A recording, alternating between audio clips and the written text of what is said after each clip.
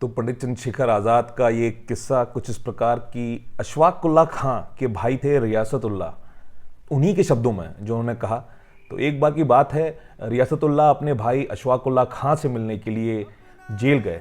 Jail में मुलाकात हुई तो अशफाक उल्लाह खां ने उनसे पूछा कि क्या आपके पास मुकदमे के लिए रुपए हैं। अशफाक उल्लाह खां के भाई निराश हुए और उन्होंने कहा कि मेरे पास रुपए नहीं हैं। तो अशफाक उल्लाह खां ने कहा रुकिए मैं कुछ करवाता हूँ रुपयों का प्रबंध। तो उनके भाई ने कहा, रियासतुल्लाह खां ने उनसे कहा कि तुम तो जेल में हो, तुम कैसे करवाओगे प्रबंध। अशफाक उल्लाह ने कहा मैं कुछ करवाता हूँ रुपए के लिए।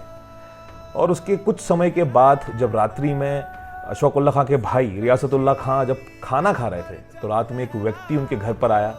गेट पर दस्तक हुई, उन्होंने दरवाज़ा खोला। दरवाज़ा खोलकर उन्होंने पूछा क्या मामला है।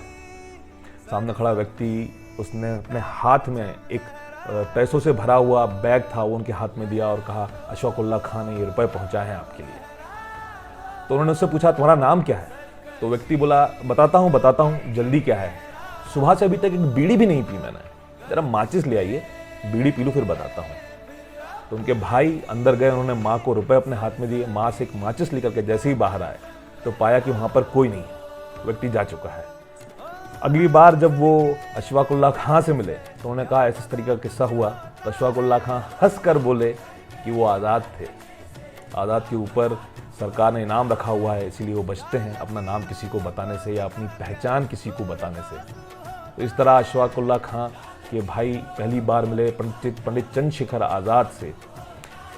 एक बार का किस्सा और है कि अशफाक खां को फांसी लगने के बाद जब उनका मृत शरीर उनके भाई लेकर के वापस अपने शहर जा रहे थे तो ट्रेन में लेकर के जा रहे थे।